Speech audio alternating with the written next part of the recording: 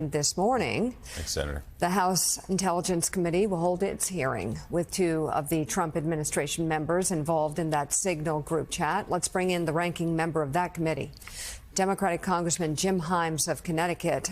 Given yesterday's hearing, Congressman, what are you hoping in terms of answers that you will get today? Well, thanks for having me. Yesterday, despite the fact that they presumably spent the whole night sort of thinking about questions like how will accountability be visited? Will there be an investigation? You remember the FBI director's answer, well, I just learned about this, so I can't answer your question. Today is going to be partly about how the administration is going to investigate this outrageous breach of security and how they're thinking about accountability. We haven't talked a lot about it, but America could watch what happened yesterday in front of the Senate. But what we can't forget is how they have reacted to a breach which could have resulted in dead pilots or sunken naval ships, right? Pete Hegseth, the defense secretary, when asked about this after the National Security Council confirmed it as genuine, reacted by attacking Jeffrey Goldberg, the Atlantic reporter. And by the way, Mike Waltz did it in the White House yesterday. Here are people who put our troops at risk, and their immediate instinct was to say, this is about a reporter who doesn't like Donald Trump. By the way, who didn't ask to be on that Signal chat.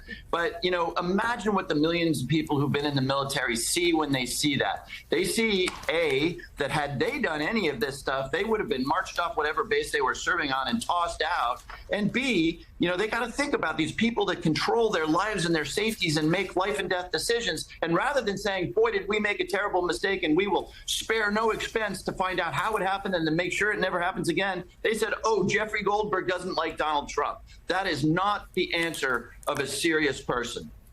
So, Congressman, good morning. So, obviously, we had shifting accounts yesterday from DNI Gabbard, from the CIA director. They'll both be in front of your committee again today. What are some of the unanswered questions? As you said, they've now had a night to think about it. What are some of the unanswered questions here that you're really going to demand answers from today?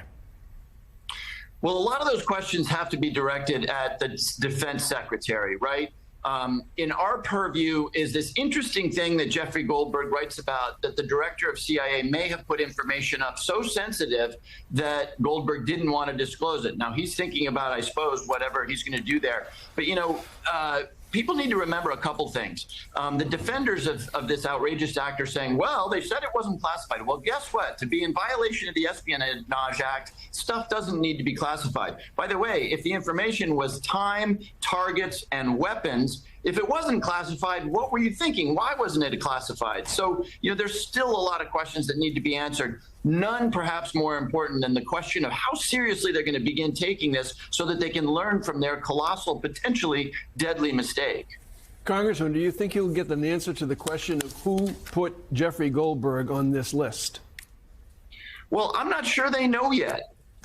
In fact, I bet you anything that if and when we ask the question will be like, well, there's an investigation underway. And by the way, I have no confidence that that is true. When the FBI director can't say I'm on it yesterday, I'm not sure that there's any investigation underway. So, I fear that we're going to continue to see the circling of the wagons, the attacking of Jeffrey Goldberg, and a total failure to acknowledge the seriousness of what these people did and to think about the people who report to them, whose lives hang in the balance.